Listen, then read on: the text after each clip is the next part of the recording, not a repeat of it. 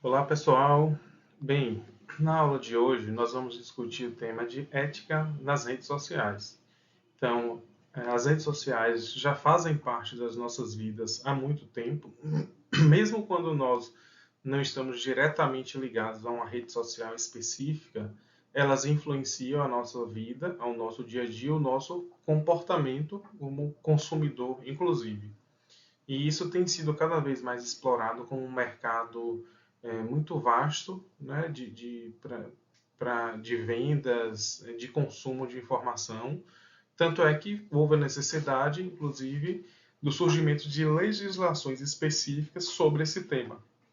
E como nós já discutimos bastante aspectos éticos no convívio social, nos contatos, né, nas interações entre as pessoas, né, os contatos físicos, esses contatos virtuais também são temas importantes da gente poder discutir, dialogar. Então vamos lá. Então, primeiro é a gente entender, né, reforçando o conceito de ética, que é um conjunto de princípios morais que guiam os indivíduos ou grupos da sociedade. Então, esse é um dos conceitos que existe sobre ética. E por que é importante a gente abordar a ética nas redes sociais? Primeiro, pela ampla disponibilidade desse recurso nas nossas vidas, no mundo moderno, e o quão nos faz nos manter interligado com pessoas distantes de nós. Então, isso é um ponto muito relevante, muito importante, mas que pode trazer alguns conflitos, né? Conflitos que podem afetar a dignidade da pessoa. Nós vamos discutir temas nos slides seguintes, que pode afetar a segurança das pessoas. Então, corriqueiramente nós vemos, né, sendo divulgado nos jornais o vazamento de informações, o vazamento de dados. Isso virou um mercado muito lucrativo. Percebam, né, como um dos exemplos. Hoje em dia, as redes de farmácias, grandes redes, elas sempre fazem as vendas vinculadas ao nosso CPF, principalmente. Então, todos nós devemos ter, né, ter alguma frequência de ida em farmácia, e a gente percebe, o vendedor ele sempre nos solicita o CPF para verificar se tem alguma promoção no dia. Eu sempre ficava curioso porque eram realmente promoções muito tentadoras, com descontos bem significativos de 30%, 40%, o que na prática não é comum, principalmente quando você mantém uma frequência dessa ação, né, de desconto. Então, recentemente foi descoberto que esses cadastros, né, que contêm lá informações sobre idade, gênero, local, obviamente você, por morar perto de uma farmácia, você vai haver uma maior concentração de volume de dados naquela farmácia de compra, né? Então foi percebido que os dados, né, e o próprio perfil de compra, o que é que essa pessoa mais consome na farmácia, tipo de produto, produto de beleza, enfim. Então já foi confirmado que é um mercado super lucrativo, onde esses dados eles são enviados para agências de publicidade, são comprados por agências de publicidade, e por isso que cada vez mais a gente fica sensibilizado com anúncios que parece que saíram da nossa cabeça, do nosso desejo. Isso nada mais é do que a própria inteligência artificial e o compartilhamento através de vendas desses perfis cadastrais. Então, os perfis de farmácia é inclusive um dos que foram divulgados recentemente. E por isso, quando a gente acessa a nossa rede social, a gente é bombardeado, né, por informações, por produtos que são consumidos por nós ou desejados. Então, isso diz respeito à segurança, né? Como essas informações têm sido vinculadas, para quem esses cadastros têm sido disponibilizados, comercializados, né?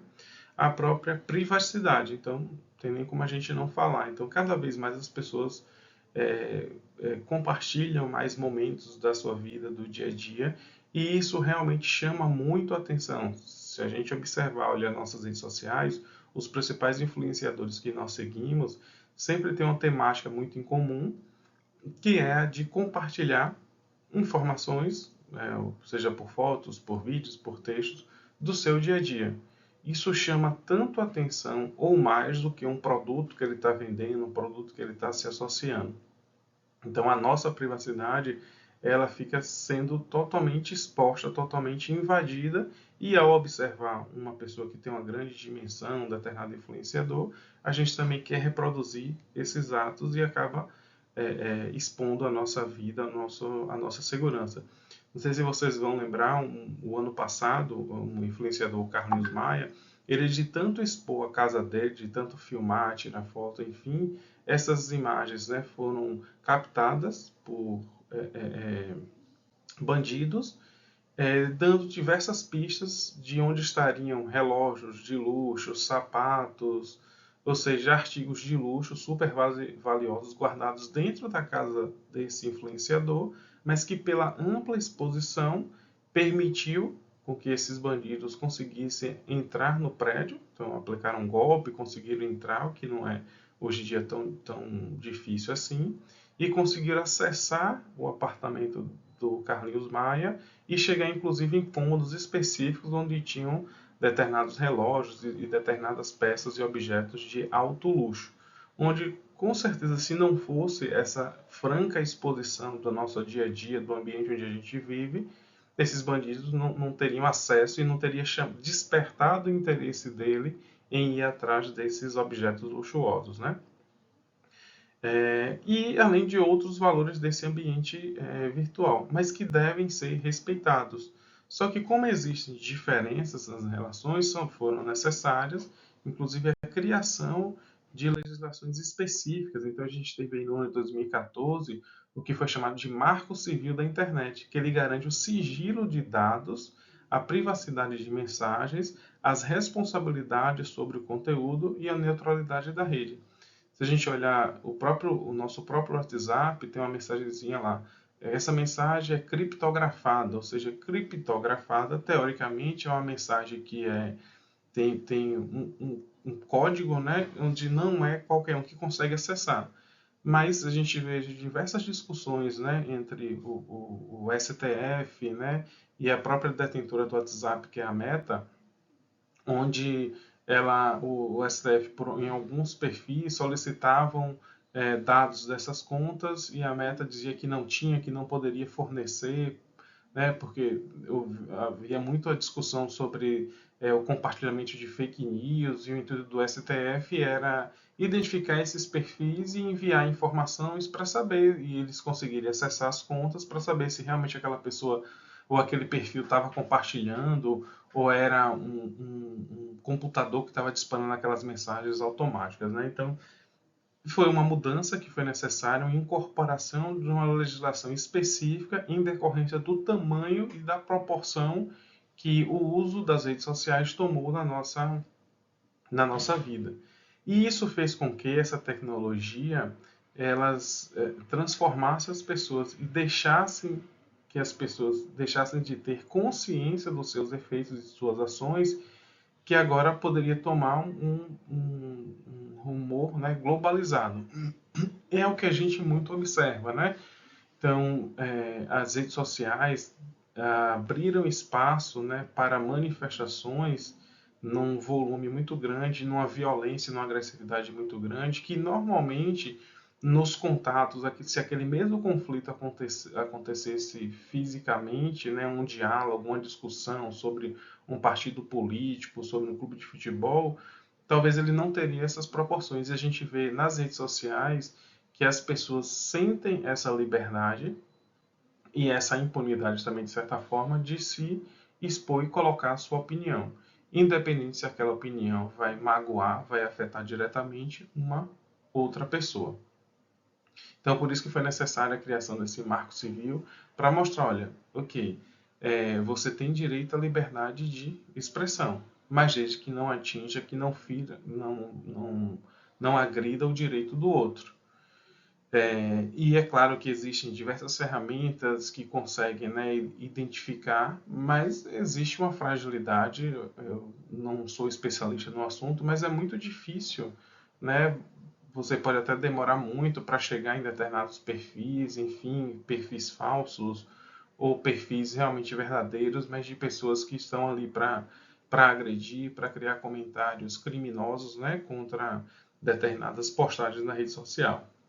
Então isso é muito importante ser falado. Então Inclusive, o Brasil foi um dos países pioneiros nessa regulação do Marco Civil da internet, por conta dessa extrapolação no comportamento das pessoas, que talvez no convívio social mantinham-se muito restritas, mas que no ambiente virtual se sentem à vontade para se manifestar, para falar o que bem entender, sem se preocupar com o direito do outro.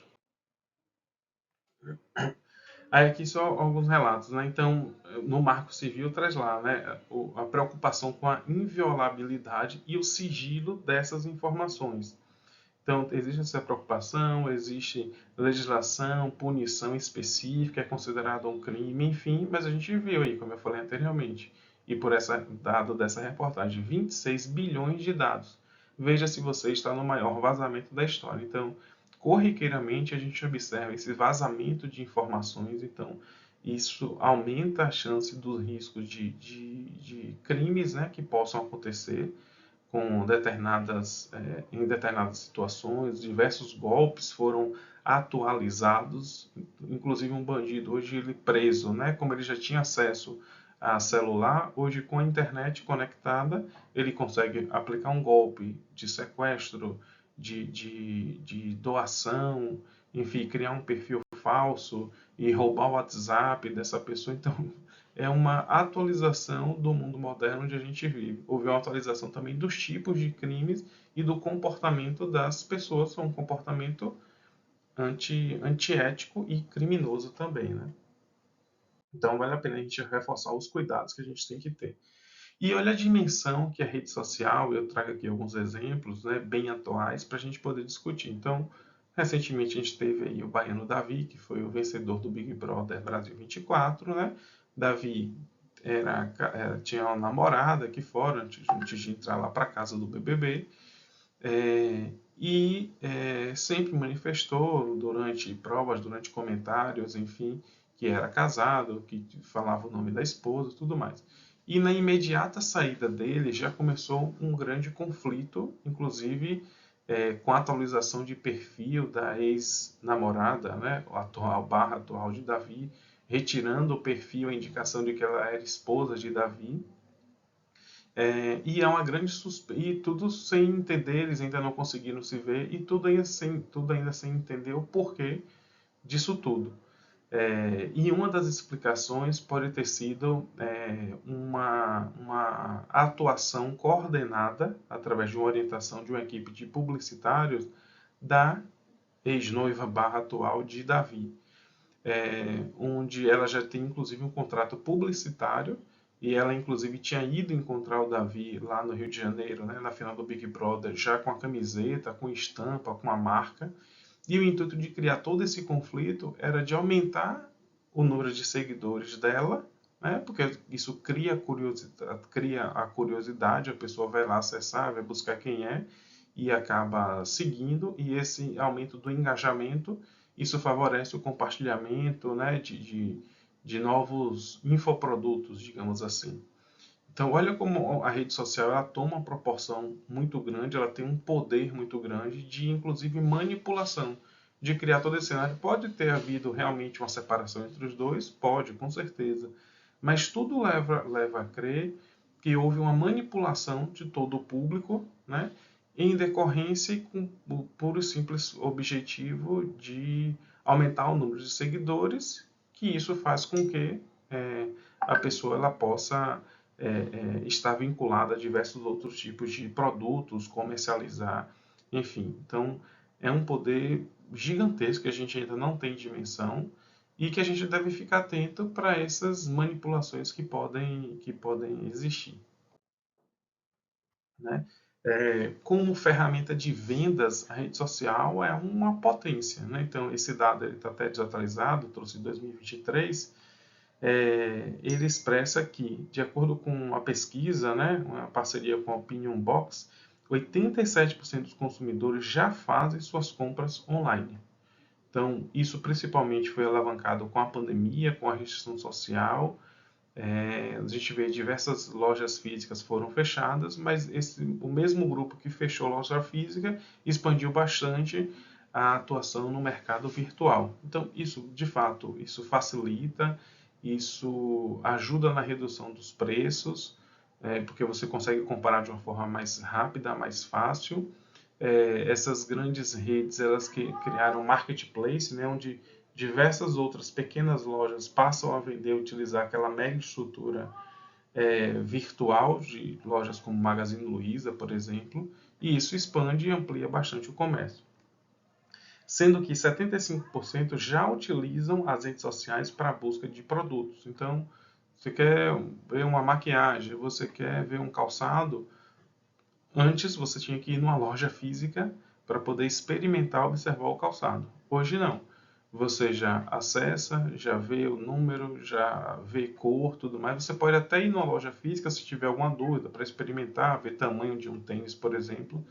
Mas como existe um padrão, você já consegue fazer compras e receber, inclusive, num tempo bem abaixo do que já foi comercializado, já foi entregue há um tempo atrás. Então, realmente isso facilita. Então, tem suas grandes vantagens também as redes sociais. E 74% dos consumidores costumam utilizar o Instagram e Facebook para essas compras.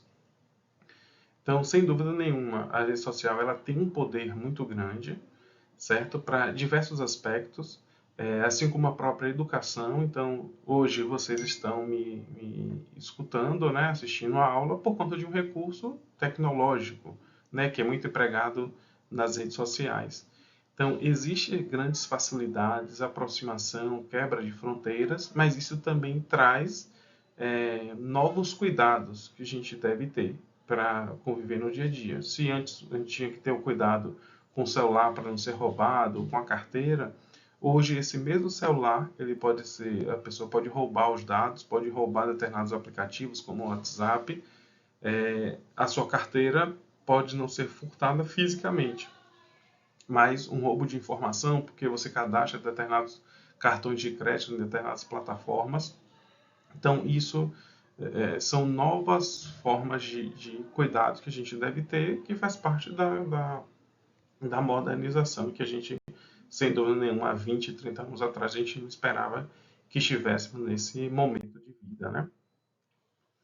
E também tem casos extremos, né? Então, recentemente, se eu não me engano, foi o ano passado, ou foi no início desse ano, teve uma jovem que faleceu, ela cometeu suicídio, porque tinha sido vazado prints de uma conversa de que ela era namorada de Whindersson Nunes, né, o comediante, enfim, só que era tudo mentira. É, e com o vazamento desses prints, as pessoas acessaram o perfil dessa menina e foram lá esculhambar da pior forma possível. Chamar de interesseira, porque é um cara famoso, milionário, tudo mais, dizer que só queria o dinheiro, enfim. E já era uma menina, pelo que eu acompanhei de reportagens, que já tinha alguns problemas de depressão, enfim. E essa enxurrada de críticas e de crimes culminou com essa adolescente, com essa pessoa, né, cometendo suicídio.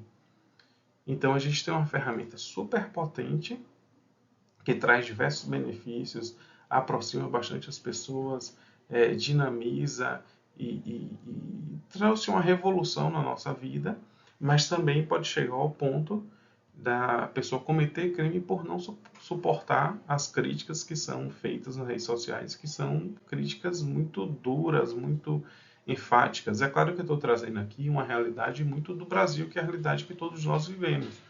Talvez existam, talvez não, com certeza existem diferenças do comportamento desse público em cada país, em cada continente, enfim, porque nada mais é o comportamento da rede social do que o comportamento de vida social que as pessoas têm.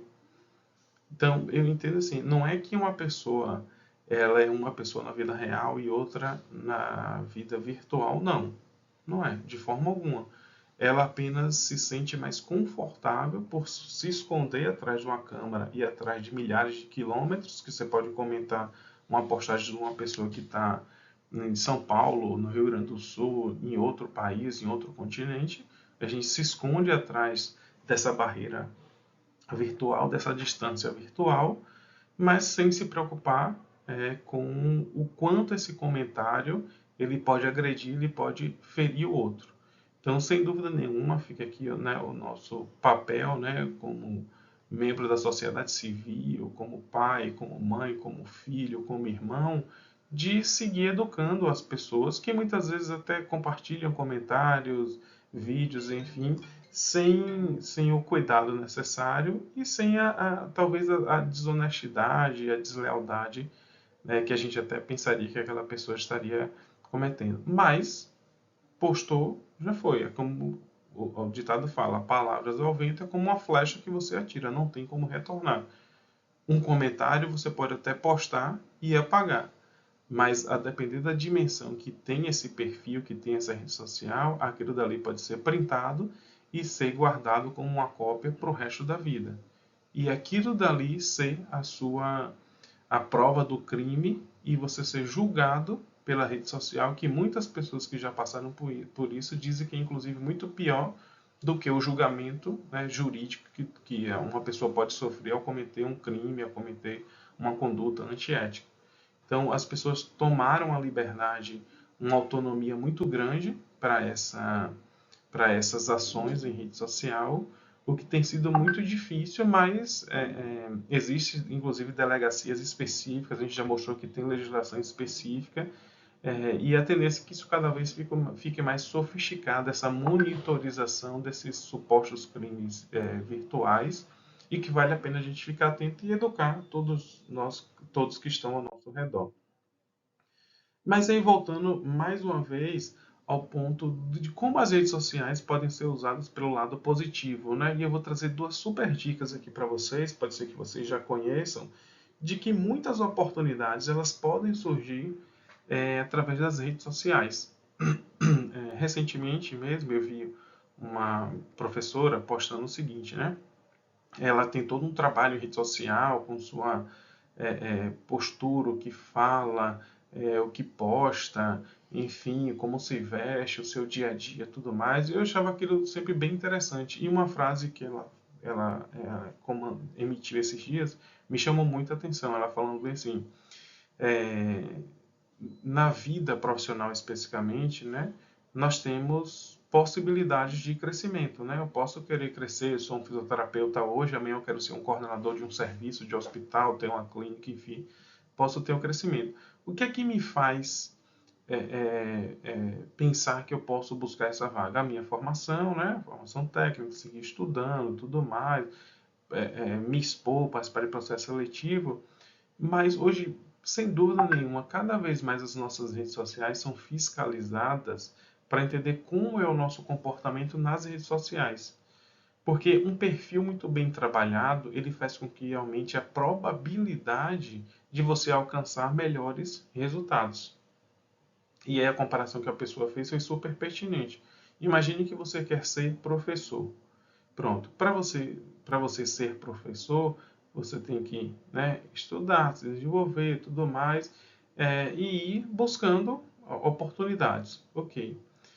Tem duas pessoas. Uma só tem o desejo de ser professor, mas vem fazendo ali, se expondo, mas tá estagnada na sua formação, não fez novos cursos, enfim. A outra tem também o desejo, mas foi buscar um mestrado, um doutorado, fazer uma especialização específica na área. Né? As duas pessoas vão participar de um processo seletivo para ser professor em uma universidade. Então, mesmo aquela pessoa que não buscou desenvolvimento técnico, ela tem possibilidade. Tem, com certeza. Mas qual é a maior probabilidade é da pessoa que se desenvolveu, que foi buscar um mestrado, doutorado, que tem uma rede social bem trabalhada, que já compartilha informações, que tem milhares de seguidores, ou aquela pessoa que tem uma rede social onde só posta foto do seu final de semana, duas, três vezes no ano, foto com festa, em farra, bebendo, enfim. Qual vocês acham que tem maior probabilidade de alcançar aquela vaga? Com certeza, a pessoa que se desenvolveu, que tem uma rede social. Então, a rede social ela tem sido utilizada e é uma ferramenta muito potente para esse desenvolvimento pessoal e profissional. Tanto é que essa rede social chamada ResearchGate é uma rede social de pesquisadores. Então, para você entrar, você tem que estar vinculado a uma faculdade, ok? você faz um cadastro, fala quem você é, tudo mais, você tem que comprovar que você é pesquisador, enfim.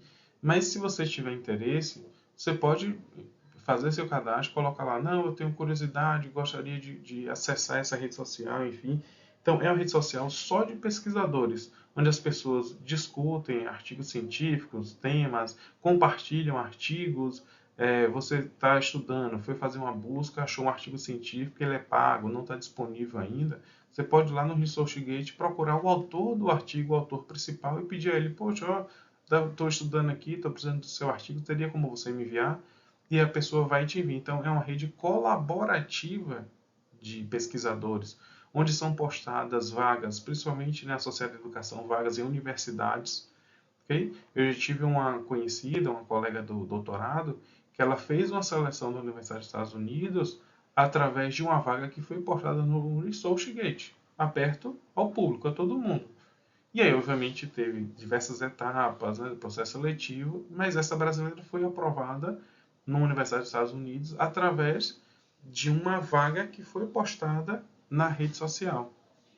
Então imagine, talvez se não fosse essa rede social, seria praticamente impossível essa colega ter acesso a essa rede, porque talvez ela precisasse ir lá, fazer uma matrícula, alguma inscrição, coisa nesse sentido. Daqui não, ela enviou o currículo com algumas especificidades, enviou, submeteu a vaga e depois, obviamente, deve ter ido lá para fazer alguma entrevista, alguma coisa assim que cumpria a etapa, né, dessa seleção. Então, isso é muito bacana, isso aproxima muitas pessoas, cria uma rede super colaborativa, que é o famoso network. Então, isso daí é um network na veia da rede social. Então, é muito bacana, é muito legal, eu trouxe aqui como exemplo para vocês, mas da gente entender a importância de ter uma rede social e construir algo que seja produtivo para todos, para você e para todos que estão ao redor. Eu mesmo, por ter já capítulos de livro publicado, artigos e tudo mais, eu já tive diversos convites, né, e contatos de pessoas para colaborar em outras ações, porque viram a minha publicação que eu escrevi o capítulo de livro sobre avaliação muscular na UTI.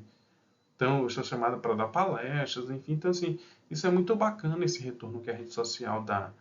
Sem a rede social, o livro até seria feito, seria produzido, seria disponibilizado, mas para essa pessoa manter contato, para me chamar para dar uma palestra no Paraná, por exemplo, ela tinha que ter meu e-mail, tinha que ter algum meio de contato para ela mandar esse e-mail, por exemplo, com a carta convidando, eu ver o e-mail, ler, receber, gostar do pedido, responder para ele. Então isso levava um tempo. Hoje em dia não. Em segundos a gente já pode estabelecer um contato com uma pessoa do outro lado do mundo. Então, ResearchGate vale a pena tentar dar uma olhadinha, né? Talvez o primeiro semestre seja cedo demais, mas é muito bacana. Eu tenho uma conta lá e constantemente eu vivo pedindo artigos científicos aos autores, porque o artigo é pago, não está público ainda, e 90% das vezes eles respondem, retornando, enviando o artigo, então isso é muito legal, então isso cria interações colaborativas bem bacanas, né? O LinkedIn hoje em dia acabou com os currículos físicos. Então, não em pequenas empresas, né, mas nas principais empresas, você não entrega mais um currículo físico no setor de RH, não. Pelo LinkedIn, as empresas disponibilizam, né, aquela vaga, fala do perfil e ali mesmo você já pode se candidatar. E lá no LinkedIn é uma rede social de trabalho, né, de perfil profissional. Então lá você vai fazer diversos cadastros. Ao abrir a conta, você faz os seus cadastros pessoais, fala sobre suas características, suas competências, e inclusive o próprio algoritmo, né, do programa, do aplicativo, à medida que ele identifica que aquela vaga é para o seu perfil, ele fica te mandando. Então, se você cadastrar lá que você está atrás de vaga de professor e você já cadastrou que você tem mestrado, doutorado, que já tem 5 anos de experiência, à medida que ele vai identificando que tem vaga de professor naquele estado, naquele país, naquela cidade da redondeza ali que você tem interesse de morar, ele vai te mandando e você vai fazendo, né, os envios necessários de acordo com a necessidade da vaga. Então, o LinkedIn é uma rede social super bacana e são postados não somente vaga de emprego, mas um hospital X que ganhou o prêmio de melhor hospital da Bahia. Então, isso é postado lá. São diversas ações, falado sobre relacionamento interpessoal e assim por diante. Então, é uma rede social também muito bacana. É, que cria também interações colaborativas. Então, para vocês também é super bacana ter uma conta lá no LinkedIn, que às vezes surgem oportunidades do nada, às vezes excelentes oportunidades. Dentro da fisioterapia, por exemplo, que é a área que eu trabalho, então nós temos empresas multinacionais, grandes redes hospitalares, que já utilizam o LinkedIn como um cadastro, né, um banco de cadastro de currículo, para poder captar, reter talentos. Se fala muito nessa retenção de talentos, entendeu? Então, você mora no interiorzinho lá, bem longínquo, mas consegue estar disponível tanto quanto a pessoa que mora na principal cidade do país, na maior cidade da América Latina, que é São Paulo. Então, são essas interações que são importantes para a gente é, é, entender, né, a importância da rede social, a importância do comportamento ético na rede social. Existe uma legislação específica que a gente deve ter cuidado com essa exposição nas redes sociais, porque inclusive nós temos restrições, nós já discutimos ética profissionais, então nossos conselhos regionais têm legislações específicas sobre o nosso comportamento, nós podemos ser punidos por determinados comportamentos assumidos nas redes sociais, e o importante é que essa rede social ela possa permitir uma partilha com critérios. Né? Eu não posso, a partir de todo e qualquer momento, sair postando foto do meu paciente para mostrar que eu sou o melhor fisioterapeuta do mundo, que eu reabilitei, mostrando foto da úlcera do paciente que a enfermagem cuidou, melhorou a cicatrização e já curou a úlcera, a lesão por pressão daquele paciente. Então as coisas não podem ser assim desenfreadas, até porque isso envolve, né, a imagem do outro, por exemplo, é um vídeo, é uma postagem, enfim. Então a gente deve manter essa, essa postura cuidadosa nas redes sociais, sabendo utilizá-la de uma forma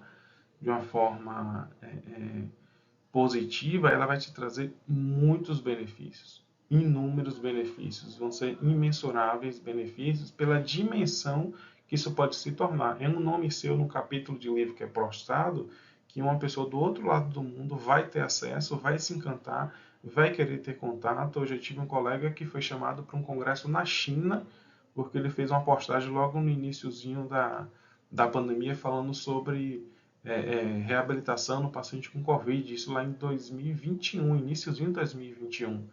E tinha o congresso não era presencial, era virtual, mas era organizado por uma grande universidade lá da China, e ele recebeu o convite. Obviamente ele não aceitou, porque o convite, como era local, era todo em chinês, né? Então ele não aceitou, mas ele trouxe aquilo com bastante surpresa. Olha a dimensão que aquela informação que ele postou, ela conseguiu atingir. E aí vem toda uma métrica, né? Saber como a gente posta, o que é que cria mais engajamento. Tudo isso existe, que seria um tema para outras discussões que a gente pudesse ter, né? Mas vale a pena. É uma outra seara da nossa vida, a rede social, mas que reflete muito o que nós somos no convívio social.